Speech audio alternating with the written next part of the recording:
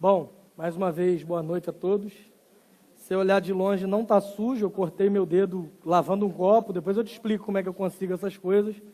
E aí tem um band-aid aqui ajudando a segurar. Ore para não cair durante a pregação, que pode ficar esquisito. Mas vamos lá. Não sei quantos de vocês estiveram aqui.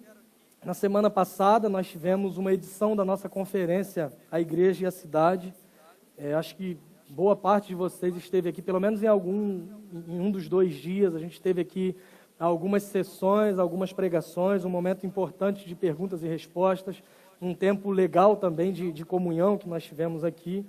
E eu tenho certeza que você que veio na semana passada para participar dessa conferência foi muito abençoado nesse tempo que a gente teve aqui.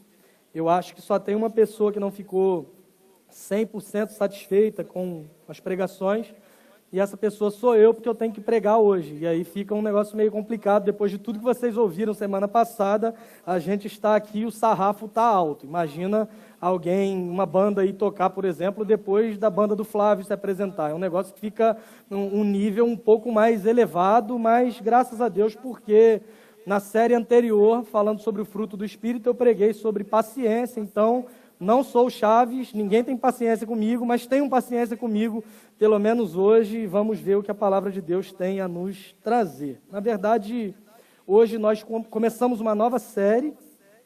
Essa série é chamada Nascimentos Miraculosos. Nós entendemos que a Bíblia não é uma coletânea de histórias desconexas. Para nós, a Bíblia ela trata de uma única história, e todos os fatos nas Escrituras, seja no Antigo Testamento, sejam no Novo Testamento, apontam para um único tema, e esse tema é a pessoa de Jesus Cristo. A ideia com essa série é nós olharmos para a palavra de Deus e falarmos sobre algumas histórias de nascimentos que foram miraculosos. Acho que é meio óbvio o nome da série, Nascimentos Miraculosos, que a gente vai falar sobre alguns desses nascimentos, porque a Bíblia traz algumas histórias assim, a maioria delas no Antigo Testamento, e a gente vai falar ao longo das próximas semanas aí sobre cada uma dessas histórias. Por exemplo, você pode se lembrar da história de Sansão, da história de Samuel, da história dos gêmeos, Esaú e Jacó. Você lembrou da novela que começou essa semana automaticamente, quando eu falei dos gêmeos, sobre a história de João Batista, dentre tantos outros exemplos que nós temos. E hoje nós vamos falar sobre a história de Isaac. Eu não sei se você já ouviu falar sobre a história de Isaac, se você já ouviu falar sobre o nascimento de Isaac, mas é sobre ele que a gente vai conversar um pouco nesse momento. Só que eu queria te dar um panorama, porque pode ser que você tenha entrado aqui hoje, não se lembre muito bem quem é Isaac, ou não tenha tanto contato assim com a Bíblia, não seja cristão há muito tempo, não saiba quem é. Então eu vou te dar um panorama para que você entenda um pouco melhor de quem que a gente está falando. Antes de nós falarmos sobre Isaac, nós precisamos nos lembrar da história do seu pai. Em Gênesis, no capítulo 12, Deus chama um homem, ele chama esse homem chamado Abrão, e ele faz para esse homem a seguinte promessa. Deus fala com Abrão o seguinte: olha, sai da tua casa, da tua terra, do meio dos seus parentes. Parece um sonho para muitos de nós ouvir isso de Deus, né? Sai do meio dos seus parentes, larga para trás, e Deus continua para Abrão dizendo: vai para um lugar que eu ainda vou te mostrar. Você não sabe que lugar é esse, mas vai para esse lugar.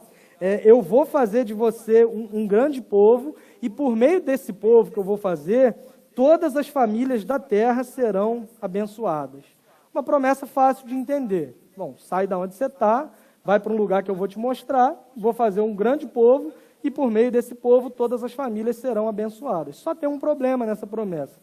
Abrão e a sua esposa Sarai não tinham filhos. E ele, a essa altura, tinha 75 anos e a sua esposa já tinha 65 anos de idade. Eles já tinham experiência de anos já de andar de graça no ônibus, para você ter uma ideia. Eles já tinham uma idade avançada, ainda não tinham filhos, e essa é a promessa que Deus faz para esse casal, Abrão e Sarai. Em Gênesis capítulo 15, você vai vendo o desenrolar da história deles, mas há um diálogo de Abrão com Deus, onde ele reclama que não tinha filhos e que o herdeiro da sua casa seria um servo seu chamado Eliezer. Deus diz para ele o seguinte: olha, fica calmo, o seu herdeiro vai ser um filho gerado por você mesmo, sai da tua tenda aí que eu vou te mostrar um negócio. E Abrão, então, ele sai da tenda, e Deus fala assim: olha para as estrelas do céu e conta as estrelas do céu. E aí você imagina Abraão do lado de fora, olhando para as estrelas, contando. Quando olha para o dedo, está cheio de verruga. Não tinha um negócio desse? Que contar a estrela da verruga. E aí ele olha para o dedo, está cheio de verruga, e vai narrando ali o texto de Gênesis 15, esse diálogo que há de Abraão com Deus. E Deus diz para ele o seguinte: do mesmo modo que as estrelas são incontáveis, a sua descendência vai ser exatamente dessa forma. Em Gênesis 16, Sarai, a sua esposa, ela tenta criar um plano para ajudar Deus a cumprir a sua promessa. Ela diz para Abraão o seguinte: olha, eu já estou velha mesmo, não tenho condições de nascer um filho do meu ventre, então vamos fazer o seguinte: eu tenho uma serva aqui chamada Agar, ela é uma escrava, ela trabalha na nossa casa, então você pode possuí-la, você pode dormir com Agar, e ela vai engravidar, e a partir daí você vai ter a sua descendência. Isso era, em certo sentido, comum nessa época, embora esse texto seja um texto descritivo. Ele está descrevendo o que está acontecendo, não é um texto normativo, ou seja, não está estabelecendo uma norma para que as coisas aconteçam assim. Essa mulher chamada Agar, ela engravida, ela dá à luz a um menino chamado Samuel, aliás, da onde eu tirei isso, né? Ismael. Depois disso, Deus ele faz uma aliança com Abrão. Deus muda o nome dele de Abrão para Abraão, e Deus muda o nome de Sarai para Sara. Sarai provavelmente é registrado errado, isso aí é um nome meio esquisito, e aí Deus muda o nome de Sarai para Sara. Já olhei a lista antes, não tem nenhuma Sarai aqui entre nós, por isso eu me sinto confortável em falar sobre isso. Mas Deus ele começa um novo diálogo com Abraão, e ele diz que essa mulher chamada Sara engravidaria e daria à luz um filho. O que essa mulher está fazendo? Ela está escutando a conversa escondida, o que não era uma prática comum só nessa época. Ainda hoje a gente vê esse tipo de coisa acontecendo, duas pessoas conversando, ela está escondida escutando a conversa, e quando ela escuta que ela daria à luz um filho, o que ela faz? O que ela fez? Ela riu. Achou impossível, e a reação dela foi simplesmente rir. E Deus, com o seu senso de humor que lhe é peculiar, ele diz então que o menino deveria se chamar Isaque, que significa sorriso. Sara, você riu, você vai se lembrar a sua vida inteira, quando você olhar para Isaque, desse seu sorriso. E aí a minha mente já começa a viajar, imaginando algumas reações de Sara e o nome que ela poderia dar para a criança, né? Já que ela riu, o nome foi sorriso. Se Sara caísse, o nome do menino vai ser Vasco. Coisas assim que a gente começa a pensar, né? Sara fez uma cara feia, então o nome do menino vai ser... Não vou falar esse nome, mas todo mundo tem um amigo aqui que você lembrou nesse momento, né? Aqueles que quando nasceu era tão esquisito que o médico bateu na mãe, em vez de bater na criança. Enfim, não vem ao caso aqui. Tudo isso aconteceu, e aí nós chegamos ao texto que a gente vai ler hoje. Abra sua Bíblia comigo em Gênesis capítulo 21. A gente vai ler do verso 1 até o verso 7. Deus então diz que esse menino deveria se chamar Isaque, significa sorriso. E aí esse texto é o texto exatamente do nascimento de Isaque. Gênesis capítulo 21. A versão que eu leio é a NVI.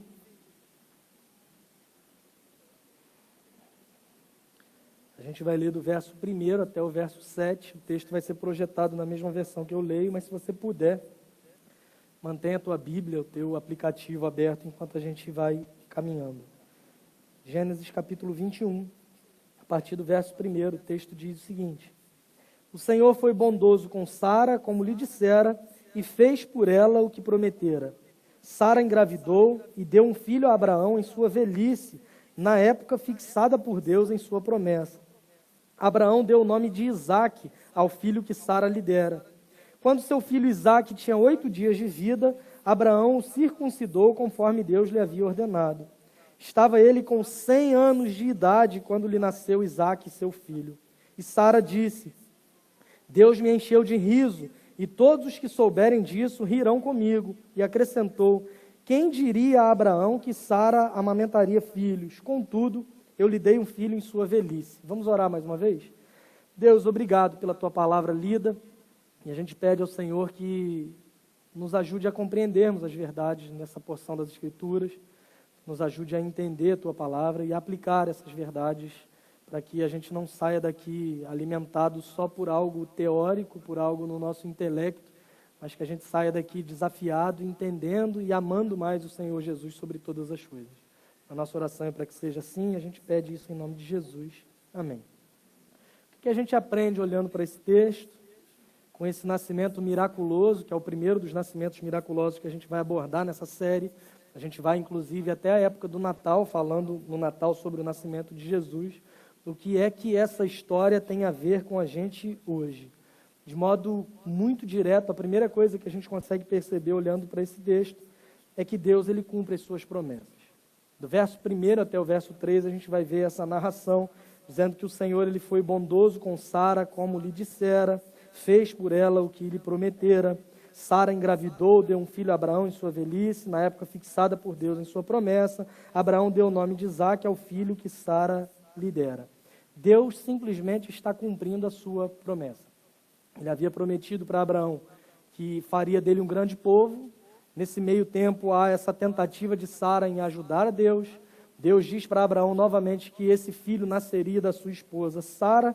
E agora, nesse texto que nós estamos lendo, Deus está cumprindo a sua promessa. Quando Deus havia prometido isso, Sara riu. E é interessante que às vezes nós olhamos para essa história e olhamos para Sara com um certo olhar condenatório, porque nós sabemos a história completa. Quando nós olhamos, nós já sabemos o que vai acontecer. Quando nós lemos essa história, a gente já sabe que Isaque vai nascer. Estamos há séculos, muitos séculos à frente desse acontecimento, mas eu quero te lembrar que ela não sabia. A reação de Sara, por vezes, é a nossa reação diante de uma promessa de Deus, quando nós não sabemos a história por completo. O que ela faz? Ela olha para as possibilidades.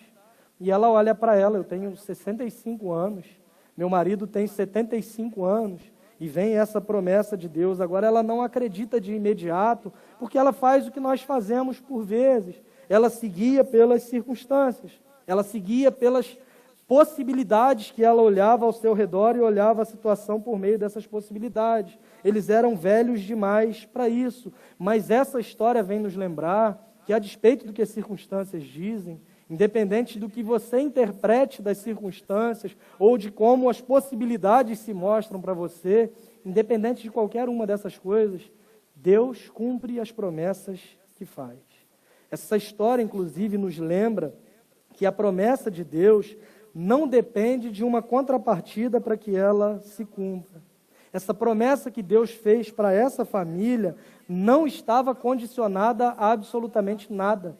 Deus simplesmente disse para ela o seguinte: olha, Sara, você vai engravidar, vocês terão um filho, o nome dele será Isaque, e por meio dele o meu povo será chamado, e acabou.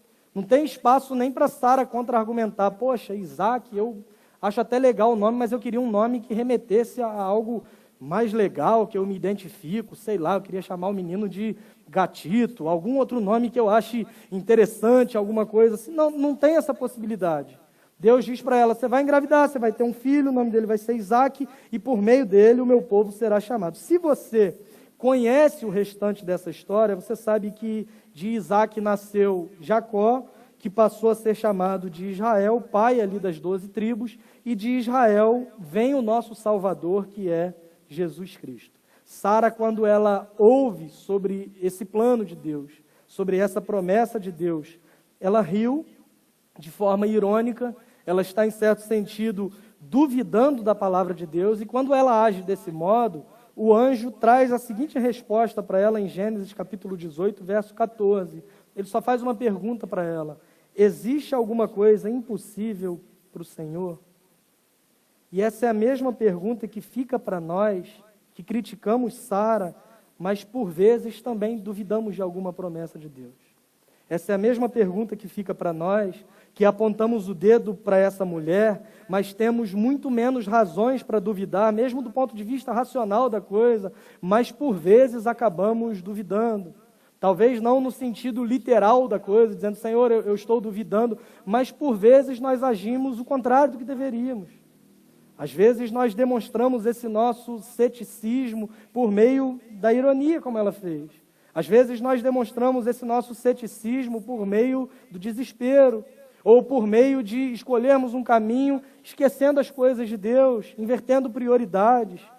Todas essas coisas são modos diferentes de você demonstrar uma única coisa, que você, em última instância, não confia que Deus vai cumprir suas promessas. Nós agimos assim em muitas situações. Se você parar para olhar a sua vida, sendo sincero, sendo honesto, você vai ver que muitas das situações que te levam ao desespero, a essa ansiedade maluca que todos nós enfrentamos, na verdade tem essa mesma raiz. Nós não confiamos que Deus vai cumprir as suas promessas. Essa história vem para nos lembrar, e é importante que a gente se lembre disso hoje e todos os dias da nossa vida, porque a gente tem a tendência de esquecer isso. Deus cumpre as suas promessas. Ah, mas eu estou esperando um negócio que Deus prometeu há muito tempo, e talvez essa seja a grande questão. O que é que Deus te prometeu? Porque às vezes algumas pessoas vivem a vida baseado em supostas promessas de Deus, sendo que Deus não te prometeu essas coisas. Eu não sei se você já foi em algum culto, algum lugar, aqui na igreja, em algum monte, em alguma campanha, sei lá, e alguém te disse em nome de Deus que Ele te daria um bom emprego, uma casa própria, a salvação do teu cônjuge, uma família feliz, a cura de uma doença, e você está esperando isso há muito tempo e não recebeu. A pergunta que fica é, foi Deus que te prometeu isso de fato? Porque se Deus te prometeu, as coisas vão acontecer. Mas há o risco também de Ele não ter te prometido isso, e você ter interpretado isso como sendo uma promessa de Deus, mas foi algo que alguém te falou. Ou porque sentiu no coração, que a gente tem muito esse negócio de sentir no coração de te dizer isso, ou porque quer demonstrar uma suposta superioridade, uma escala de espiritualidade maior, como se Deus precisasse dessa pessoa para transmitir o seu conhecimento a outras. É quase que uma pessoa que se sente uma espécie de guru, e ela sai fazendo promessas para as pessoas, e pode ser que você viva a vida atrás disso, interpretando que foi uma promessa de Deus, mas pode ser que Deus nunca tenha te prometido isso e você esteja totalmente enganado. A grande questão é a seguinte: o que é que me garante que algo é uma promessa de Deus para mim de fato? Só tem um filtro: as Escrituras. Se essa promessa está embasada na palavra de Deus, ela é uma promessa de Deus. Se ela não está embasada, ela não faz o menor sentido. Deus, ele não se contradiz. Deus não revela uma coisa por meio da sua palavra e em outro lugar Ele vai dizer uma coisa totalmente diferente. Se essa promessa está embasada na palavra de Deus, ela é uma promessa de Deus. E que promessa de Deus nós temos olhando para a sua palavra? Pode ser que você não tenha aquelas promessas de assim, dentro de 3 dias alguém vai bater na porta da sua casa, vai te entregar um envelope. Pode ser qualquer coisa. Pode ser uma coisa boa, pode ser alguém te cobrando uma dívida, pode ser qualquer outra coisa. Talvez você não encontre esse tipo de promessa, mas você encontra algumas. Por exemplo, Jesus, antes de subir aos céus, ele disse para os seus seguidores o seguinte: estarei com vocês todos os dias até a consumação do século. Essa é uma grande promessa que nós temos, de que Ele estará sempre conosco. Uma outra promessa que Jesus fez para os seus seguidores é que Ele voltaria. É uma grande promessa que nós podemos nos apegar a ela, nos enche de esperança nesse mundo caótico que a gente vive. Uma outra promessa que Deus fez para os seus discípulos, para os seus seguidores, é que nós não receberíamos tentações além do que nós pudéssemos suportar. É uma grande promessa diante das tentações que nos deparamos com elas todos os dias. Uma promessa que Jesus faz, que às vezes nós não gostamos também, é a de que no mundo nós teríamos aflições, mas devemos ter bom ânimo, afinal de contas, Ele venceu o mundo. Então, calma aí. Jesus está me prometendo, inclusive, que eu terei aflições. Eu fui num culto, e alguém me disse, em nome de Deus, que eu viveria uma vida totalmente tranquila, sem aflições, sem dificuldades. Alguém está mentindo nessa história. Em quem é que você acredita? Percebem o quanto é possível a gente viver uma vida achando que a gente está indo atrás de promessas de Deus, sendo que, na verdade, Deus nunca nos prometeu algumas dessas coisas que a gente se apega tanto. Isso significa, então, que eu não vou ter um bom emprego, uma boa casa, um carro novo? Eu não sei. Deus pode te dar isso, como Ele pode não te dar. Mas uma coisa eu sei: independente do que você tenha, do que você possua, se você crê em Jesus Cristo, Ele suprirá cada uma das suas necessidades segundo a sua riqueza e glória. Como é que eu sei disso? É o que as Escrituras dizem para nós. Se foi Deus quem falou, você pode descansar. Se foi Deus quem prometeu, você pode confiar, porque Ele é fiel para cumprir as suas promessas. E essa é uma grande verdade para nós hoje. É algo muito importante para a gente se apegar.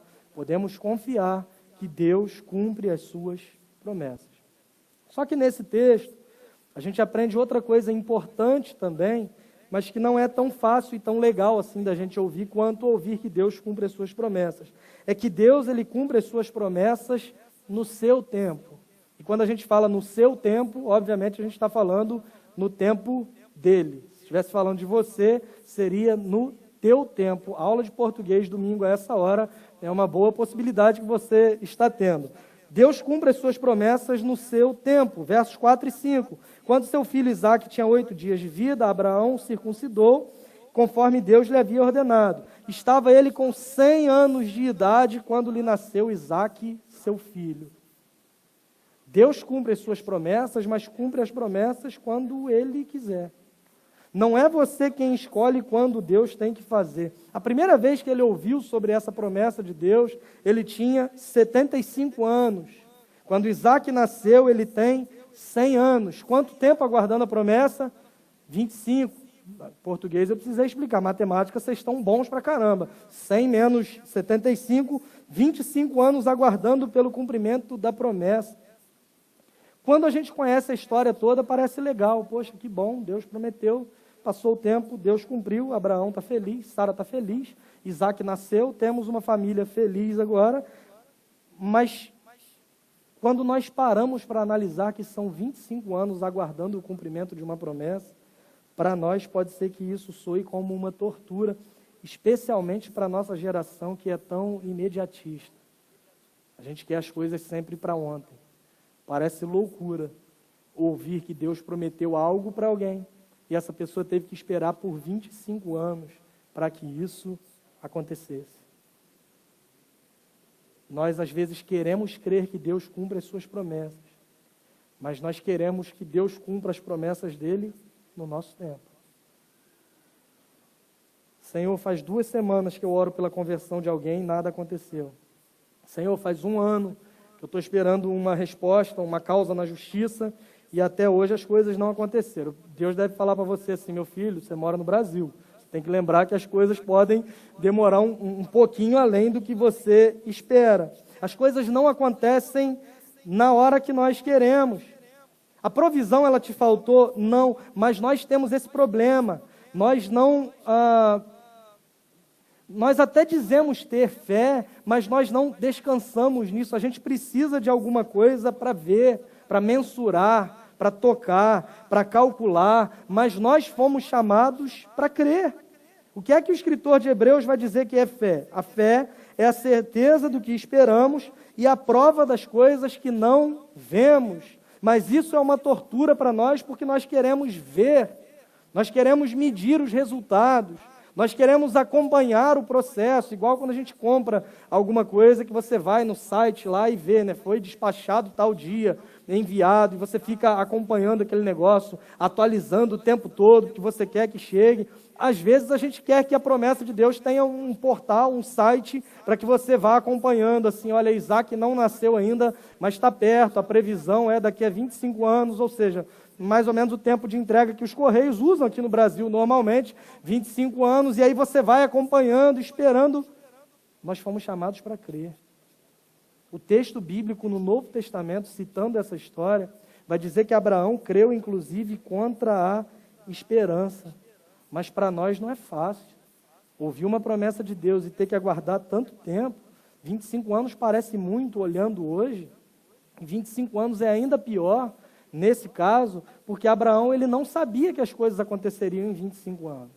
É diferente se ele soubesse assim, olha, aos 100 anos você vai ter um filho. Aí para ele seria tranquilo, ele viveria tranquilo, mas ele não sabia. E ele vai vendo, o tempo vai passando, ele vai ficando mais velho, as coisas vão acontecendo, ele está vendo a sua esposa ficando mais velha, ele está vendo o tempo passar, ele está vendo as coisas acontecendo e simplesmente a promessa de Deus não se cumpria. Aguardar tanto tempo para Deus cumprir uma promessa não é, na verdade, fácil. Mas a grande questão é que ninguém prometeu para a gente que isso seria fácil. O grande problema é que todos nós temos algumas experiências ruins em relação a isso. Você esperava algo de uma pessoa e não recebeu. Alguém te prometeu uma coisa e não conseguiu cumprir. Uma pessoa falou que faria algo por você e simplesmente não fez. E sem que a gente perceba, a gente transfere essas experiências de frustração para Deus, como se Ele fosse qualquer um de nós que tivesse se esquecido do que prometeu, tivesse mudado de ideia. E essa história vem para nos lembrar que Deus cumpre as suas promessas, mas Deus cumpre as suas promessas no seu tempo. Nós precisamos aprender. Eu não estou falando de conhecimento teórico, estou falando de vivenciar, de aprender na prática, de experimentar que entre a promessa e o cumprimento da promessa tem um negócio chamado tempo de espera. E é durante esse tempo de espera que Deus nos prepara para recebermos aquilo que Ele nos prometeu. No Antigo Testamento a gente tem alguns exemplos. Moisés, por exemplo, ele nasceu com o propósito de liderar o povo na libertação do Egito. E ele é criado ali na família de Faraó, ele passa 40 anos, até que ele comete um crime, ele tem que fugir para o deserto, e ele retorna para começar o cumprimento dessa missão aos 80 anos. Durante todo esse tempo, ele está sendo preparado por Deus para liderar o povo, que era a sua grande missão de vida. E depois disso, eles levam ainda mais 40 anos no deserto, até o povo entrar na terra prometida, aliás, que Deus havia prometido para Abraão, que era a terra de Canaã. Deus prometeu a Noé que traria um dilúvio sobre a terra. Ele passa anos pregando, nos dois sentidos, né? Pregando, essa foi horrível. Ele passa anos pregando, ele passa anos construindo a arca, e as coisas simplesmente não aconteciam. Isso é uma tortura para nós. Nós somos imediatistas. Nós queremos as coisas para ontem. A nossa geração esqueceu de um negócio chamado esperar. Para nós isso é terrível, mas isso é fundamental entre a promessa e o seu cumprimento. Hoje em dia a gente usa o filtro do iFood, normalmente pelo tempo de entrega. A gente quer que entreguem rápido. Você pede um negócio para um outro ponto da cidade para entregar na sua casa, passa 15 minutos e você está achando um absurdo que aquilo ainda não chegou na sua casa. Nós queremos os restaurantes fast food, ou aqueles que a gente já chega, se serve, senta, porque nós precisamos ganhar tempo, a gente é vidrado nisso, a gente é fissurado nisso, nós nos acostumamos com algumas facilidades. Tenta explicar para um adolescente hoje que você tinha que esperar da meia-noite para entrar na internet, para pagar mais barato. Não faz o menor sentido para ele, nós nos adaptamos rápido a essas comodidades. Quem tem menos de 18 aqui, se puder levantar a mão? Você sabia que há pouco tempo atrás, estou me sentindo velho agora falando isso, mas vamos lá. A gente pagava 29 centavos por cada mensagem de texto que a gente mandava. Parece mentira, né? Porque a gente se acostumou rápido com essa realidade. Hoje em dia tem gente que vai mandar mensagem, não sei se você é desses ou conhece alguém assim, mas a pessoa quer escrever: oi, tudo bem com você? Ela manda: oi, envia. Tudo, envia. Bem, envia. Eu acho que é para vir um monte de notificação e não correr o risco da pessoa não ver a mensagem. Mas se essa pessoa vivesse há 20 anos atrás, ela ia falir, porque cada mensagem você tinha que pagar um determinado preço. Nós nos acostumamos com as facilidades, com as comodidades, chamava torpedo. Depois você pode pesquisar o nome disso, era o nome que a gente dava para esse tipo de mensagem. Nos adaptamos e até nos esquecemos de coisas que são recentes. A gente quer as coisas para ontem. Dizer que nós temos um Deus que vai cumprir as suas promessas é lindo, é ótimo, é excelente. Dizer que nós temos um Deus que vai cumprir as suas promessas, mas a gente precisa esperar, aí o negócio aperta para o nosso lado. O mundo está mudando, está cada vez mais rápido, cada vez mais imediatista. Mas sabe o que isso significa para Deus? Absolutamente nada. Ele não está preso ao nosso tempo, ele não está preso ao nosso espaço, mas ele governa sobre todas as coisas e ele nos ensina por meio dessa espera. Se Deus te prometeu, ele vai fazer. Mas no tempo dele, não no seu. Além do seu tempo, nós aprendemos nesse texto, Deus cumpre as suas promessas, Deus cumpre as suas promessas no seu tempo. Em terceiro lugar, Deus cumpre suas promessas do seu modo. Versos 6 e 7. E Sara disse: Deus me encheu de riso, e todos os que souberem disso rirão comigo. Agora ela está rindo já de felicidade, né? está alegre, teve um filho, e no verso 7 ela vai dizer, e acrescentou, quem diria a Abraão que Sara amamentaria filhos? O anjo podia aparecer e falar, eu falei desde o começo, você não acreditou. Que história é essa de quem diria? Eu estou falando isso, passaram 25 anos e agora você está achando bonito. E ela continua, contudo, eu lhe dei um filho em sua velhice. Ela tinha ouvido a promessa de Deus para o seu marido, ela criou um plano para fazer com que a promessa de Deus se cumprisse. Sara queria ajudar a Deus a cumprir o que ele havia prometido. Pensa bem se isso não é ridículo. É ridículo. Mas pensa bem se nós não costumamos fazer o mesmo muitas vezes. As nossas orações, por vezes, não são feitas no sentido de nos moldarmos à vontade de Deus, que é boa, perfeita e agradável. Às vezes nós usamos o nosso tempo de oração para refletir exatamente o pensamento de Sara. Usamos a nossa oração para tentar ensinar a Deus sobre como Ele deve fazer as coisas. Usamos o nosso tempo de oração para tentar convencê-lo de que os nossos planos são melhores que os planos dele. Quantos de nós nunca fizemos isso?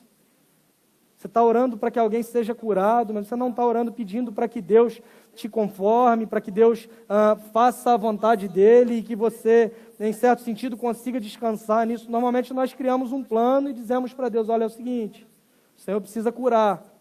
Que Ele convive com tanta gente que não acredita no Senhor, que se o Senhor curar, essas pessoas vão acreditar. Como se Deus ficasse surpreso com o teu plano e falasse assim, não tinha pensado nisso, boa sugestão, vou curar só porque você pediu. Não faz sentido. Mas é o que nós fazemos, é o que Sara fez, e isso não faz o menor sentido, porque Deus faz as coisas no seu tempo e também do seu modo. E parece uma coisa muito simples. A Sara quis ajudar. Ela teve uma boa intenção. Provérbios vai dizer que de boa intenção o inferno está. Não diz isso em Provérbios não, mas é um ditado que a gente conhece aí. Que de boa intenção o inferno está cheio. Você já deve ter ouvido. É um provérbio, mas não está na Bíblia. Vamos tentar melhorar aqui. Ela teve uma boa intenção, é uma atitude muito simples. Mas eu queria olhar para essa história sob um outro ângulo, para que você não subestimasse as consequências terríveis que uma simples escolha ruim pode acarretar na sua vida, na sua família, na sua descendência ou na história da humanidade. Deus havia prometido para Abraão que ele seria pai de muitas nações, e Deus daria a essa descendência dele uma terra que era a terra de Canaã. No Antigo Testamento você vai ouvir que a terra prometida, a terra que mana leite e mel, é essa terra. Por causa dessa atitude de Sara, Abraão agora tem 2 filhos, Isaque e Ismael. De Isaque surge o povo escolhido por Deus, que é Israel, e de Ismael vai surgir outro povo, que vai se multiplicar no deserto. Até os dias de hoje, eles são conhecidos como árabes. A ideia aqui não é fazer um nós contra eles, dizer quem está certo, quem está... Não é essa a ideia. É que você compreenda que uma simples escolha para tentar ajudar Deus a cumprir a sua promessa, acarretou num negócio que a gente não consegue controlar mais. Sabe essa terra que Deus prometeu para Abraão? Para sua descendência, a terra de Canaã. Sabe como ela se chama hoje? Faixa de Gaza. É exatamente esse conflito que nós vemos acontecendo há séculos, de forma mais veemente há algumas décadas, e aí tem períodos de paz, tem períodos que piora de novo. Tudo isso é consequência de um simples ato de alguém que quer ajudar a Deus a cumprir as suas promessas do jeito que eu acho melhor. Não estou dizendo que vão surgir 2 povos de você, não se acha tanto assim também não, que o mundo não gira em torno de você, mas eu quero que você pense que uma atitude muito simples pode trazer consequências devastadoras, que você não vai conseguir nem medir depois, pelo simples fato de que ela quis ajudar Deus a cumprir as suas promessas do seu próprio jeito. Olha o estrago que isso gerou, olha as consequências disso, simplesmente porque ela queria que Deus cumprisse as suas promessas do jeito dela. É fundamental a gente entender, irmãos, que Deus cumpre as suas promessas. Dizemos amém para isso com facilidade. Mas as 2 outras verdades contidas nesse texto são mais difíceis da gente concordar. Mas a gente precisa entender que é a realidade. Ele cumpre as suas promessas no seu tempo e do seu jeito. Mas além de tudo isso, eu queria que você olhasse para essa história, entendendo que ela aponta para algo que é muito maior. Essa história, como eu disse no começo, a Bíblia não é um livro de histórias desconexas, mas ela está falando do início de um povo e da sua redenção. Isaac, na verdade, representa uma aliança feita por Deus com Abraão. E quando a gente olha a história de Isaac, a gente vai ver algumas características. Por exemplo, antes de nascer, Isaac teve o seu nascimento profetizado. Veio um anjo e falou para os seus pais que eles teriam um filho, e esse filho, então, se tornou esse homem que nós conhecemos por Isaac. Entre essa promessa e o seu nascimento, houve um período, um tempo de espera. Lembram-se disso? O seu nome foi definido por Deus antes mesmo de Isaac nascer. O seu nascimento ocorreu num tempo designado por Deus. O seu nascimento foi um milagre. Mas o que isso tudo significa para nós? Que Deus cumpre sua promessa a Abraão enviando Isaac. Mas isso significa, além disso, que Deus cumpre a sua promessa para conosco também, enviando Jesus, que é o Isaac melhor e verdadeiro. Essa história de Isaac é uma figura, é uma sombra de algo que vai se cumprir séculos depois em Cristo. Lembram-se que Isaac teve o seu nascimento profetizado? Olha o que diz a Bíblia em Isaías, capítulo 7, verso 14. Por isso, o Senhor mesmo lhes dará um sinal. A virgem ficará grávida e dará à luz um filho e o chamará Emanuel. Aqui há uma profecia cerca de 700 anos antes do nascimento de Jesus sobre o seu nascimento. Assim como Isaac, Jesus tem o seu nascimento profetizado. Lembram-se que muito tempo passou entre a profecia e o cumprimento dela. No caso de Jesus, essa profecia se dá, como eu disse, 7 séculos antes do seu nascimento. Lembram-se que o nome de Isaac é definido por Deus antes que ele nascesse. Mateus capítulo 1, verso 21, quando o anjo está dando instruções para Maria e para José.